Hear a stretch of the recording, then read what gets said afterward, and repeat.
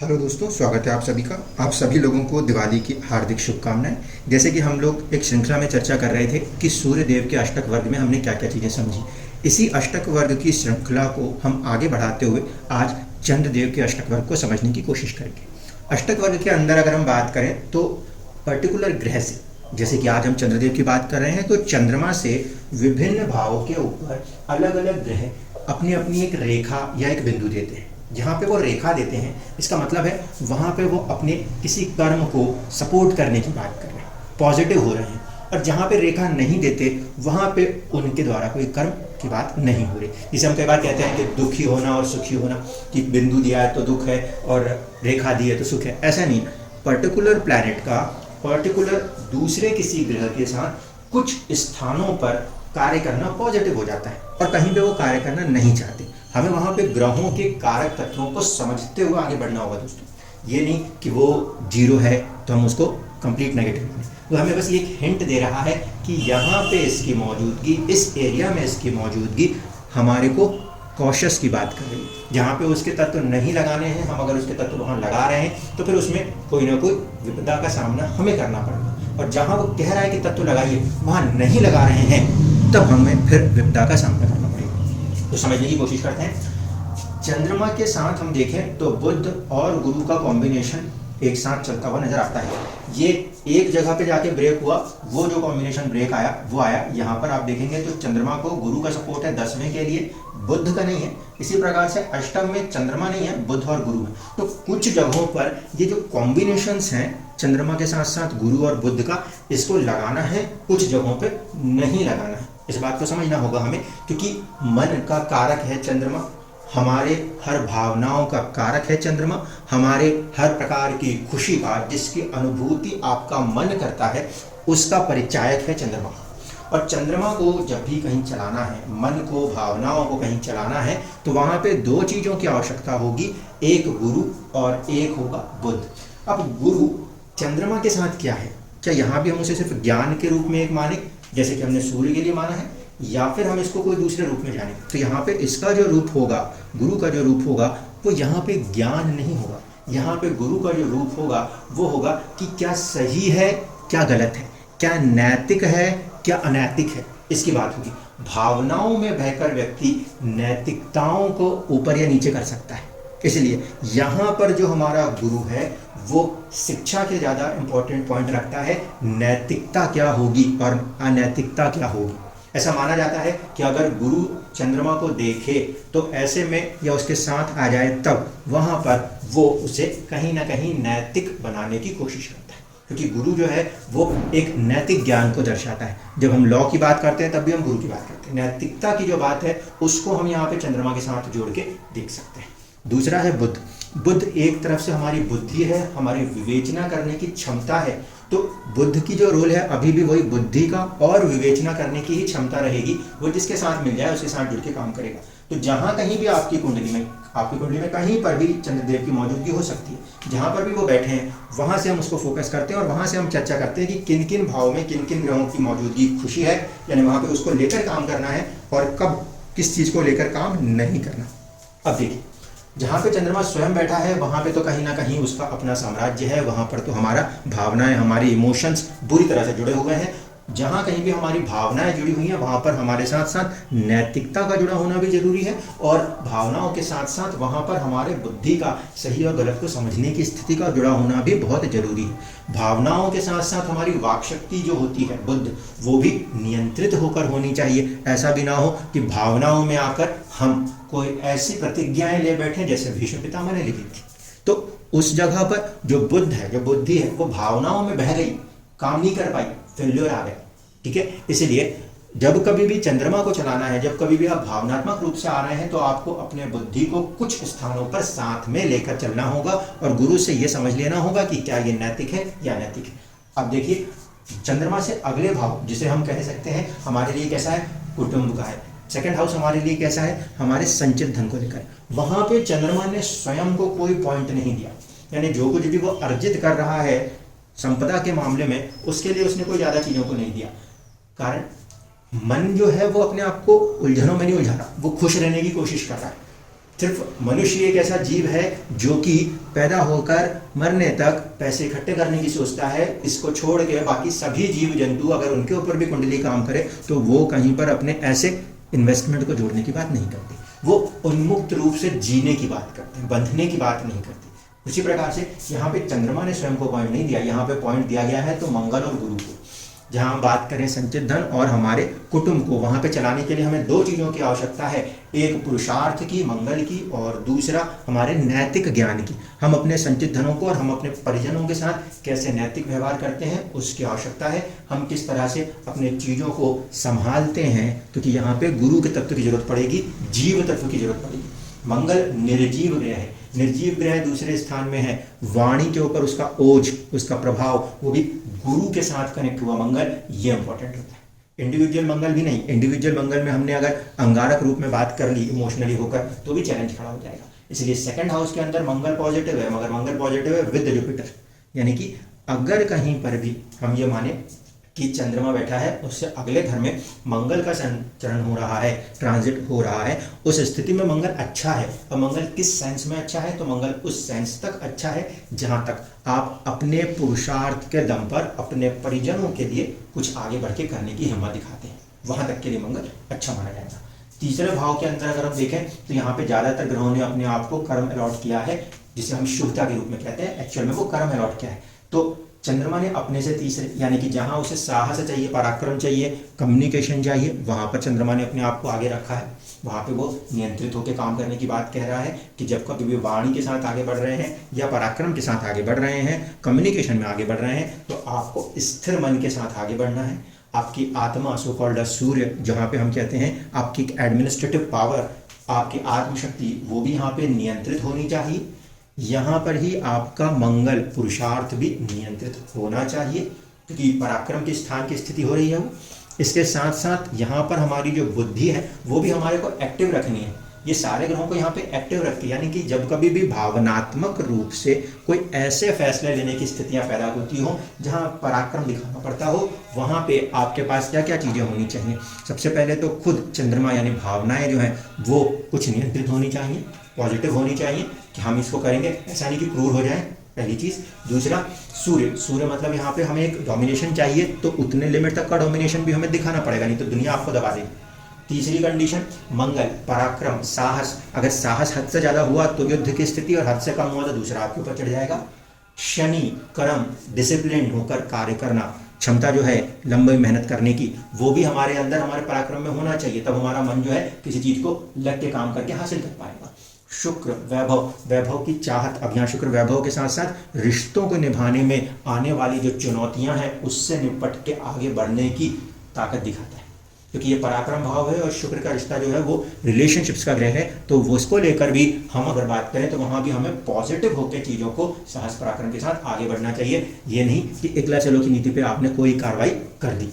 इसके बाद आप देखो चौथे भाव के ऊपर आते हैं तो यहाँ किसी भी कठोर क्रूर ग्रह को जगह नहीं दी गई है। यहाँ जगह मिली है गुरु को, यहाँ जगह मिली है बुध को और शुक्र को। इवन चंद्रमा ने चौथे में स्वयं को भी स्थान प्राप्त नहीं किया, यानी कि वो चौथा स्थान जो सुखों का है, वहाँ पे भी हमारा जो मन है वो उसमें रम के फंस नहीं जाना चाहिए। वहाँ के लिए भी हमारे पास क्या सही और गलत है उसका फैसला और क्या नैतिक है उसका फैसला, ये आवश्यक है। नहीं तो आपको कहीं पे एक सहूलियत, कंफर्ट जोन मिला और आप कंफर्ट जोन में बैठ गए, ये प्रॉब्लम हो जाएगा।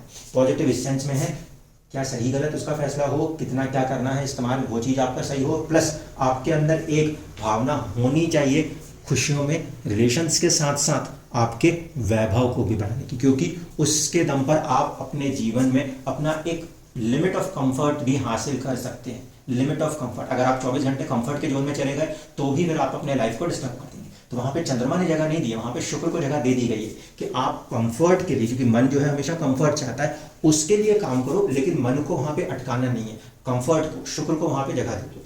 सही और गलत को ध्यान में रखते हुए, नैतिकता को ध्यान में रखते हुए, गुरु को ध्यान में रखते हुए वहाँ पे काम करिए। और साथ साथ बुध, क्योंकि कोई चीज अति हो जाएगी तो वो आपके लिए बहुत ज्यादा कष्टदायक हो जाएंगे। वहां पर अति ना हो, उसको बैलेंस करने की जो मर्क्यूरी की पावर है उसका यूज करना होता है। कहाँ पर, जब कभी भी भावनात्मक रूप से हम सुख की चीजों को देख रहे हैं, मिठाई आई तो खाने लग गए, शुगर को डायबिटीज कर गए, नहीं, ये नहीं करना है। मन भी नहीं लगाना है और सारी चीजों को बैलेंस भी रखना है। पांचवें में देखिए, पांचवें में भी चंद्रमा ने अपने आप को नहीं रखा, कोई मंत्र पढ़ना नहीं चाहता, कोई विद्या में अपने आप को लगाना नहीं चाहता, वो इधर उधर हर कोई घूमना चाहता है। वहां पर उसने जगह किसको दी है? चंद्रमा चंचलता का प्रतीक है दोस्तों, ये याद रखिएगा। इसलिए चंद्रमा जहां जहां पॉइंट दे रहा है वहां चंचलताएं आएंगी। यहाँ पर अगर पॉइंट है तो तीसरा पराक्रम है तो वहाँ चंचलता है। अभी गुस्सा है तो उसको शांत होना जरूरी है, वो गुस्सा लंबा गया तो फिर एक विद्रोह विद्वेष बन जाएगा, जैसे कि हिटलर ने बना लिया था। तो वो स्थिति से बचने के लिए भी बातें होती है। यहाँ पर हम देख रहे हैं पंचम में नहीं है चंद्रमा का स्थान, पंचम में किसका स्थान है? मंगल का। मंगल मतलब साहस पराक्रम का। अब पराक्रम जैसा जो बात हम कर रहे हैं, शनि जो कि दुख का कारक तत्व लेता है लेकिन कर्म का कारक तत्व रखता है, वो पंचम पे बात कर रहा है। ये दोनों के दोनों निर्जीव ग्रह हैं, तो क्या इसको प्रेम के साथ जोड़ के देखेंगे? तो यहाँ पे ये सीधे प्रेम से नहीं जुड़ेंगे। पंचम है, चंद्रमा भावना है, तो पंचम भावना भी उस हिसाब से देखनी है। यहाँ पर स्थान आ जाएगा कि मंगल का मतलब हुआ साहस और शनि का मतलब हो गया धैर्य। जहाँ पे आप किसी में प्रेम के देख रहे हैं, प्रेम ऐसा नहीं है कि बॉय और गर्ल के रूप में देखिएगा, ये चंद्रमा को हम फोकस कर रहे हैं। इसलिए भावनात्मक रूप से जब कभी किसी के साथ भी जुड़ेंगे या किसी भी प्रकार की शिक्षा के साथ भी जुड़ेंगे, वहाँ पे चंचलता नहीं होनी चाहिए, वहाँ पे आपकी तर्क की बुद्धि मंगल होना चाहिए और आपका संयम होना चाहिए, पेशेंस होना चाहिए, शनि होना चाहिए कर्म की चीज़ों पर, क्योंकि ये दोनों ग्रह निर्जीव हैं। जीव के ऊपर इसको मत लगा दीजिएगा कि प्रेम में मंगल की ऊर्जा लगा दी और किसी को मारपीट दिया, है ना, ऐसा नहीं होगा। तो मंगल और शनि यहाँ पे निर्जीव वस्तुओं के ऊपर आपके पराक्रम और आपके पेशेंस की बात करते हैं, जहाँ पे क्रिएटिविटीज की भी बात होती है भावनात्मक रूप में। साथ ही साथ वहाँ पे बुध और शुक्र निर्जीव ग्रह नहीं है, जीव तत्व के ग्रह हैं। अगर आप प्रेम में भी जा रहे हैं, आप पढ़ने में भी जा रहे हैं, आप किसी चीज़ में जा रहे हैं क्रिएटिविटी, तो माइंड एक फिक्स होना चाहिए, कितना आगे कितना पीछे, नहीं तो बहुत ज़्यादा डिस्टर्बेंसेस आएंगे। चंद्रमा यहाँ पर है नहीं, बुध को यहाँ पे आपने जगह दी नहीं, हमने वहाँ पे कोई भी चीज़ों को कितना सही कितना गलत समझने की कोशिश की ही नहीं, तो दिक्कत आ जाएगी। शुक्र जो है, शुक्र को हम रोमांस के कारक के रूप में देखते हैं, वैभव के कारक के रूप में देखते हैं और रिश्तों के मामलों के लिए वो एक इम्पोर्टेंट एस्पेक्ट है। तो वहाँ पर जीवन के अंदर एक लिमिटेड अमाउंट में आपके अंदर इस तत्व का होना भी आवश्यक है। किसी के प्रति आकर्षण के साथ साथ शुक्र आकर्षण के ऊपर जो रूप दिखाता है, that is known as a Parashuram. Parashuram रूप मतलब बहुत ज़्यादा असक्त नहीं होना है, असक्ति को लिमिट करके चलना है। ये वो रूप है शुक्र का जिसे यहाँ लगाना है। बुद्ध का वो रूप है जिसे कि हम बुद्ध जी के रूप में जानते हैं। सब कुछ होते हुए ज्ञान की इच्छा में बाकी सारी चीज़ों को पीछे छोड़ के बुद्धि को एक लिमिट कंट्रोल करके आगे बढ़ना। तो ये चीज़ें यहाँ पर अगर हम कर पाते हैं, जहाँ पे हमें भावनात्मक रूप खासकर प्रेम के रूप में, शिक्षा के रूप में, मंत्रोच्चार के रूप में देखना है, उन जगहों पर हमको इनकी जरूरत पड़ेगी। यहाँ पर भूल कर कभी सूर्य का प्रयोग या चंद्रमा का प्रयोग नहीं होना चाहिए। वहाँ पे भूल कर कभी आप अपनी आत्मा लगा के अथॉरिटेटिव नहीं हो सकते।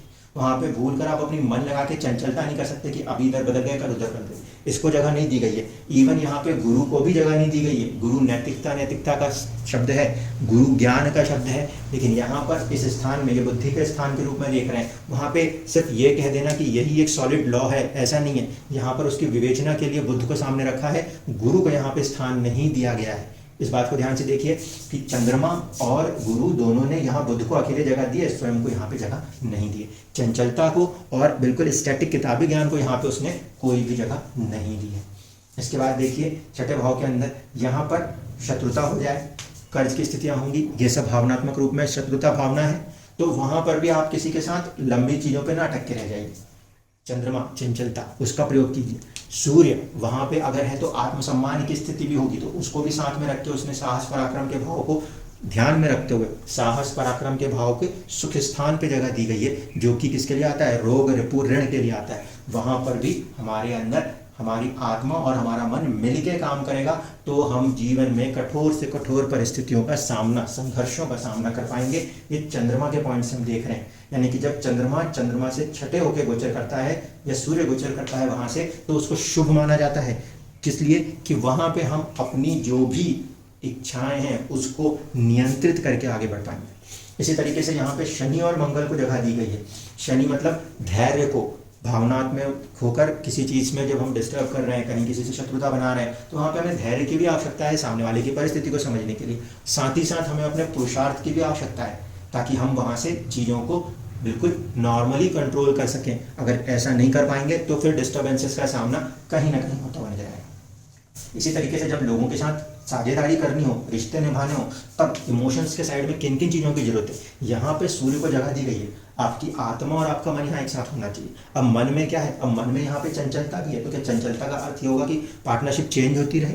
नहीं, यहाँ पर चंद्रमा 7th में है। इस कंडीशन में 7th में चंद्रमा ने पहले अपने आधिपत्य को संभालना है। चंद्रमा अपने से 7वें में आके बैठा है, तो 7th के आधिपत्य को संभालना है। लेकिन उसकी प्लेसमेंट आपकी कुंडली में कहाँ से बनी होगी? जहाँ कहीं पे भी वो चंद्रमा बैठा होगा वहाँ पे बनी होगी। चंद्रमा से सप्तम सेकंड मोस्ट इंपॉर्टेंट हाउस है, जो कि विथ रिगार्ड द मैरिज को देखा जाता है। तो यहाँ पर चंद्रमा की प्लेसमेंट नहीं है, चंद्रमा की मौजूदगी जब यहाँ पे होती है तो यहाँ पे उसको 1 पॉइंट दिया जाता है। इसका मतलब आप जहाँ कहीं से भी बैठ के कार्य करते हैं, वहाँ से सामने वाले के प्रति आपको थोड़ा सा एक इमोशनल एटीट्यूड रखना पड़ेगा। अब ये इमोशनल एटीट्यूड में चंचलता भी हो सकती है। सामने वाला व्यक्ति अगर आपसे कुछ कह दे तो वहाँ पे आपको उसे माफ़ करने की क्षमता, उतनी चंचलता होनी चाहिए। ये नहीं कि पार्टनर ही चेंज हो जाए, ध्यान से, ठीक है। यहाँ पर चंचलता चाहिए, क्योंकि सामने वाला व्यक्ति कई बार आपसे कुछ कहता है, कुछ करता है, आपके वर्क प्लेस पे हो सकता है, आपके आसपास के लोग हो सकते हैं। मैं यहाँ पे सिर्फ हस्बैंड और वाइफ ही नहीं कह रहा, मैं यहाँ रिलेशंस में सबको साथ में लेकर चल रहा हूँ। तो वहाँ पर आपको थोड़ा सा एक भावनात्मक रूप में सही और गलत का फैसला वो आपको ध्यान में रखते हुए चलना होगा। चंद्रमा माता का कारक है तो वो रूप को भी आपको लेके चलना पड़ेगा। सूर्य पिता का कारक है तो वहाँ पे उस रूप को भी कहीं ना कहीं लेके चलना पड़ेगा। अब कई बार जब साझेदारियां होती हैं तो व्यक्ति के आत्मसम्मान को भी पूरी ठेस न पहुंच जाए, उसको भी ध्यान रखना पड़ेगा, क्योंकि उसके बिना भी एक सही साझेदारी दुनिया में मुमकिन नहीं होती। तो इस जगह पे सूर्य को भी स्थान है, चंद्र को भी स्थान है। यहाँ पे नैतिकता गुरु को भी पूरा स्थान दिया गया है, और यहाँ पर बुद्ध जो कि नैतिकता के साथ साथ सही गलत की चीज़ों को समझ सके, इसका भी स्थान देके बैठा है। तो इतनी जगहों पर अगर हमारी किसी से बहस हो जाती है तो हमें सिर्फ अपने ही ये नहीं कि मेरे ईगो को हर्ट कर दिया तो बस ये चीज़ वो चीज़, अगर आप ऐसा कर रहे हो तो आप 99% अपने सभी रिलेशंस के अंदर डिस्टर्बेंस देख रहे हो। आप अगर बहुत ज़्यादा किसी चीज़ में इमोशनल अटैच हो रहे हो तो सामने वाले को कार्य करने को रोकते हो, वहाँ पे भी आपके रिलेशंस में हमेशा डिस्टर्बेंसेस आएंगी, इसको भी ध्यान रखिए। अगर आप वहाँ पर हद से ज़्यादा शुक्र वैभव के रूप को लगाते हो कि नहीं, सिर्फ वाहन, बाकी की चीज़ें, फिजिकल रिलेशंस उन्हीं के बीच में फंसे हुए हैं, तो फिर भी चीज़ें कहीं ना कहीं डिस्टर्ब होंगी। इनकी मौजूदगी जरूरी है, लेकिन बैलेंस होकर जरूरी है। ये पॉजिटिव है लेकिन एक हद तक पॉजिटिव है। एक बात ध्यान रखिएगा, यहाँ पे भी हमने राशियों को नहीं जोड़ा, हो सकता है उस राशि में जाके सूर्य जो है वो नीच पड़ रहा हो और शुक्र उच्च पड़ रहा हो, तो इसको ध्यान रखना पड़ेगा कि शुक्र के तत्व को लिमिट में रखना है और सूर्य के तत्व को मेंटेन रखना है। इससे विपरीत स्थिति आ गई, कहीं पर शुक्र नीच हो गया तो वहाँ पे उस चीज़ को हमको बैलेंस करके रखना है। वो चीज़ की कहीं ना कहीं ऊपर या नीचे होने वाली स्थितियाँ हमारे लिए डिस्टर्बेंसेस बनेंगी।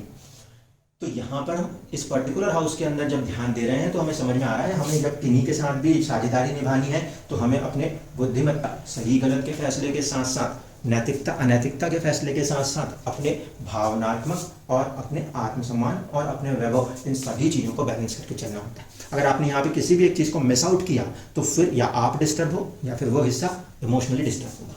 अब देखिए, चंद्रमा से अष्टम में चंद्रमा ने स्वयं को जगह नहीं दी, चंद्रमा से अष्टम में सूर्य को जगह दी गई है। यहाँ पर क्या है, खोजने की स्थिति। अब मन अकेला अष्टम में जाए तो वो इसके लिए मृत्यु तुल्य हो जाता है, क्योंकि वो उसका मरण कारक स्थान है। यहाँ पर चंद्रमा की मौजूदगी नहीं, यहाँ पर किसकी मौजूदगी मानी गई है, यहाँ पर आत्मा की, स्वयं के चिंतन की और खुद को आगे रख के बढ़ने की क्षमता, क्योंकि सूर्य के पास एक नेचुरल ऊर्जा है, वहीं पर सिर्फ उसको जगह दी गई है। न शनि को दिया न मंगल को दिया, ध्यान रखिएगा, सिर्फ सूर्य को दिया, जो कि एक सात्विक ग्रह है। आत्मा एक सात्विक रूप से किसी भी चीज को खोज सकती है, वो ना तो जलेगी, ना तो कटेगी, ना कहीं किसी चीज में जाएगी, और ना ही किसी चीज में अपने आप को लिप्त करेगी। जो लिप्त करेगा वो मन होगा, इसलिए मन को यहाँ पर अंधेरे में रखा ही नहीं गया, आत्मा को दे दिया गया। गुरु ज्ञान और ज्ञान में भी नैतिकता, गुरु ज्ञान और ज्ञान में भी नैतिकता, क्योंकि जब आप चीज़ों को खोज रहे हैं वहाँ पे कितना सही है कितना गलत है, वही एक एटम बम बन के कुछ और कर सकता है, वही और एक एटम बम बन के किसी दूसरे रूप में एक संयंत्र को चला सकता है, तो वहाँ पे नैतिकता की स्थिति खड़ी होगी। और इसी तरीके से बुद्ध का एक अहम रोल हो जाता है, क्योंकि बुद्ध जो है वो हर जगह हर किसी के साथ कार्य करने के लिए तैयार है। बुद्धि विवेचना, जब चीज़ें मन में घबराहट आ जाए, इमोशनली व्यक्ति डिस्टर्ब हो जाए, तो उसको किन चीज़ों की आवश्यकता होगी, सबसे पहले उसको विल पावर की आवश्यकता होगी, सबसे पहले उसको उसके ज्ञान की, जिसपे वो भरोसा कर सके कि हाँ मैं यहाँ से निकल पाऊंगा, ये नैतिक है अनैतिक है, उसका फैसला करके आगे बढ़ सके, इसकी आवश्यकता होगी। और वहाँ पे वो अपनी बुद्धि को संयमित रूप से चला सकेगा तो ही तो परेशानियों से बाहर निकल के आएगा। लेकिन 90% केसेस में जब बात होती है इमोशनल, लोग यहाँ पे चंद्रमा का प्रयोग करते हैं, इसके स्थिति में वो और ज़्यादा नेगेटिव और डिस्टर्ब होते हैं कि पता नहीं क्या होगा क्या नहीं होगा। सामने वाले ने कुछ किया नहीं, भावनात्मक रूप में कुछ हुआ नहीं, लेकिन वहाँ इमोशन लगा रख के परेशान है। खुद पे भरोसा रखिए, अपने ज्ञान पे, अपने विश्वास पे आगे बढ़िए और फिर वहाँ पे संभल के आगे चलिए, सारी चीज़ें सॉल्व हो जाएंगी। इसी तरीके से अगर हम देखें चंद्रमा से नवम, चंद्रमा से नवम, नवम को हमने हायर ज्ञान के रूप में देखा है, 9th हाउस को हमने किस्मत के रूप में भी देखा है। 9th हाउस को अगर हम भावनात्मक रूप से देखें तो वो क्या है, आगे बढ़ने की एक अलग ही शक्ति है। क्यों? क्योंकि 9th हाउस को जब हम देखते हैं तो वो अष्टम से नेक्स्ट हाउस है। अष्टम से नेक्स्ट हाउस मतलब एक परिवर्तन वाले भाव से नए जीवन की तरफ की यात्रा। तो यहाँ पर चंद्रमा और शुक्र ये दोनों को स्थान दिया। यहाँ पे ना तो नैतिकता की बात में गुरु को स्थान मिला, ना ही बुद्धि विवेचना के लिए बुध को स्थान मिला। यहाँ पे चंद्रमा ने स्वयं को रखा और शुक्र को रखा। इन दोनों जगहों पर क्योंकि ये एक चेंज के बाद की चीज़ है, वहाँ के लिए हमारे मन में उत्साह होना चाहिए। कल अगर हम हार गए तो ये इसको बदल के एक नई सुबह कर पाएंगे, इसके लिए आपके मन में, हमारे भावनाओं में उत्साह होना चाहिए। साथ साथ शुक्र, शुक्र यहाँ पर वैभव को रूप को लोकल मत लीजिए। शुक्र यहाँ पर जब हम देखेंगे तो शुक्र का मेन चीज़ क्या है, इन कंडीशंस ऑफ रिलेशंस, बैलेंसेस, तुला, उन चीज़ों को लेकर कि पीछे अगर किसी चीज़ में डिस्टर्बेंसेस आई हैं और नए अपॉर्चुनिटीज़ आपके सामने खड़े हैं तो वहाँ पे उसमें पीछे ये पास्ट में किया है उसको सबक की तरह से रखिए, लेकिन तराजू पे तोल कर आगे बढ़ते हुए उसको चलना होगा। शुक्र यहाँ पे इस रूप को लेकर चलेगा क्योंकि ये परिवर्तन के 8th हाउस नेचुरल ट्रांसफॉर्मेशन के बाद के रूप की स्थितियाँ। किसी से आपने कुछ भी जोड़ा अपने आप को और वहाँ पे आपको एक धक्का मिल गया तो वहाँ पे दोबारा ऐसे आँख बंद करके जुड़ गए तो फिर धक्का खा जाएंगे। तो वहाँ पे आपको किसी भी नई चीज़ के साथ जब जुड़ते हैं तो आपको अपने वैभव को, प्लेजर को लिमिट करके, बैलेंस करके और अपने इमोशंस को भी बैलेंस करके पॉजिटिव वे में आगे बढ़ना है तो चीज़ें खड़ी होंगी। 10th हाउस जो कि हम कर्म और स्टेटस के लिए देखते हैं, तो मन को पॉजिटिव रखने के लिए मन की जरूरत तो रहेगी दोस्तों, आत्मा की जरूरत रहेगी, सेल्फ कॉन्फिडेंस इन दोनों के बिना बन ही नहीं सकता। इन दोनों की मौजूदगी चंद्रमा से दशम में चाहिए। सिर्फ ये नहीं कि मेरा मन कर रहा है तो उसके साथ साथ मेरी विल पावर चाहिए, वरना आपका मन डगमगा जाएगा। 2.5 दिन में चलने वाला ग्रह बहुत जल्दी अपने रूप बदल लेगा। वहाँ पे आपको एक कंसिस्टेंट फोकस के लिए आवश्यकता पड़ेगी, आप आत्मबल को लगा सको। अपने स्टेटस को बनाते समय आपको अपने ज्ञान प्लस उसमें सही और गलत के फैसले को भी लेके चलना पड़ेगा, नैतिकता के रूप में भी उसको लेके चलना पड़ेगा। मन को भाया और आपको पद मिल गया लेकिन अनैतिक कार्य करने लग गए, इमोशनली तो ठीक है लेकिन वहाँ पे क्या हुआ, वो कार्य गलत हो गया, तो वो चीज़ें डिस्टर्ब कर देंगी। कई बार होता है बड़े पदों पर बैठने के बाद अरे ये मेरा रिश्तेदार, वो मेरा रिश्तेदार, इसके लिए कर दूँ, उसके लिए कर दूँ, वहाँ वाली चीज़ें जो है उसमें हमारे को नैतिकता अनैतिकता का ज्ञान होना चाहिए। यहाँ पर हमारे को साहस और पराक्रम भी चाहिए क्योंकि ये एनवायरनमेंट के अंदर हमारे सामने बहुत सारे अनसुलझे, अनदेखे चुनौतियों का सामना हमें करना होता है, तो हमें पराक्रम, साहस, बोल्डनेस वहाँ पे हमें चाहिए। यहाँ पे चलते समय हमको कहीं ना कहीं लोगों के साथ एक समन्वय बिठाना होता है, इसीलिए 10th हाउस में हमें शुक्र का रूप चाहिए जो कि एक बैलेंस रिलेशन का रूप होगा। यहाँ पे प्लेजर की बात नहीं है, यहाँ बैलेंस रिलेशन की बात है, इमोशंस के अंदर की बात है। प्लेजर तो ठीक है, आप जो भी काम को करो उसमें आपको मजा आए, ये एक अच्छी बात है, वो हो गया प्लेजर। लेकिन प्लेजर के साथ साथ जब चंद्रमा भावनात्मक ग्रह है, चीज़ों को जोड़ के आगे चलेगा, तो वहाँ पर लोगों के साथ एक कॉर्डियल बिहेवियर के साथ आप आगे बढ़ सको, वो चीज़ ज़्यादा बेहतर है। क्योंकि आपने कई बार देखा होगा कुछ लोग बिल्कुल अकेले बैठ के काम करेंगे, कुछ लोग बिल्कुल सबको लेकर साथ में चल पड़ेंगे, दोनों जगहों पर डिस्टर्बेंस आ जाएगा। एक मध्यम मार्ग, बीच का मार्ग, रिलेशन भी मेंटेन करना है और वर्क स्पेस को भी मेंटेन करना है, अपने एम्प्लॉयज़ के साथ काम भी करना है, तो अपने को भी ध्यान रखना है और एम्प्लॉयज़ को भी ध्यान रखना है। इस तरीके के बैलेंसेस की आवश्यकता को यहाँ का शुक्र प्रदर्शित करता है। अगर इसमें से हमने किसी एक चीज़ को छोड़ दिया तो फिर आप उतने हिस्से में अपने स्टेटस वाइज, अपने वर्क वाइज थोड़ा सा ऊपर नीचे हो जाएंगे। अब अगर हम देखें तो लाभ स्थान में चंद्रमा ने खुद को नहीं रखा कि आज लाभ ले लो कल हट जाओ, यहाँ पे उसने इस वाली कंडीशन को नहीं रखा, खुद को प्लेसमेंट नहीं दी। यहाँ पे उसने इवन गुरु को भी प्लेसमेंट नहीं दी, नैतिकता अनैतिकता की बात भी यहाँ पे खत्म कर दी उसने। लाभ की जगह पे उसने रखा है सभी के सभी निर्जीव ग्रहों को। आपकी आत्मा 11th हाउस के लिए काम करने वाली होनी चाहिए, यानी कि हमारे मन के अंदर हमारे दोस्तों के प्रति वाली चीज़ें जो होंगी, जहाँ पे इनकी भावनाएं लगी हैं, वहाँ पे हमको नियंत्रित होना पड़ेगा। किस रूप में? सेल्फ के रूप में, उनके ऊपर या उनसे होने वाले कंसिस्टेंट वर्क, शनि के रूप में, पेशेंस के रूप में, जिससे कि चीज़ें धीरे धीरे करके आगे बढ़ सकें। यहीं पे हमको कमाई भी देखनी है, इनकम भी देखनी है, तो वहाँ पर भी एकदम से आप पहले दिन जॉब करते हो तो आपको थोड़ी इनकम आ जाती, वहाँ पे आप कई बार इन्वायरमेंट से चैलेंजेस का सामना करते हो। अपने सूर्य का, अपने आत्मसम्मान का पहले आपको फोकस रखना होता है। Second, consistent long term work, Shani का वहाँ पर ध्यान रखना पड़ता है ताकि चीज़ें पॉजिटिव सेंस में कन्वर्ट हो सके। इसी तरीके से पराक्रम, साहस, खुद को पॉजिटिव होने पे, मंगल की ऊर्जा पे होने पे, कई बार होता है दूसरों के साथ काम करते करते वहाँ पे गुस्सा आ रहा है, उसको नियंत्रित करना पड़ता है। आप यहाँ पे नियंत्रित नहीं कर रहे हैं तो फिर दूसरों के साथ आपके टर्म्स को डिस्टर्ब कर देगा मंगल। यहाँ पे बुद्ध चाहिए, यहाँ पे हमारे को एक बुद्धि की भी आवश्यकता है, यानी कि एक विवेचना की भी आवश्यकता है लाभ तो है, लेकिन लाभ कितना सही है कितना गलत है। दोस्ती तो है, कितनी सही है कितनी गलत है। सामने वाला मर्डर करने गया, दोस्ती निभा के मर्डर कर दिया तो अंदर हो जाएंगे, कितना सही कितना गलत। वहाँ पे अब बुद्ध चाहिए, वहाँ नैतिकता नहीं चाहिए, क्योंकि कुछ जगहों पर हम बुकिश चीज़ों पे नहीं भरोसा करते। वहाँ पे लिखा हुआ कानून वाली स्थिति नहीं है कि हर मर्डर की सजा एक जैसी लिख दी जाए, क्योंकि मर्डर की परिस्थितियाँ बदल सकती हैं।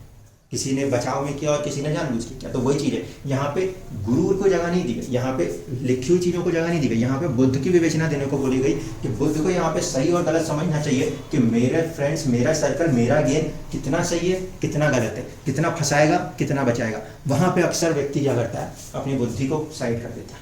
आ रहा है बस आ जाने दो, जितना मिल रहा है उतना खा जाने दो, बाद में फिर फंसता है। फिर यही कि भगवान ये भगवान वो, आपको दिए हुए जो तत्व थे आपने उस तत्व का सही इस्तेमाल नहीं किया, उसके बाद फिर दुनिया की कोई शक्ति आपको बचाने की स्थिति में नहीं रहने वाली। Make sure.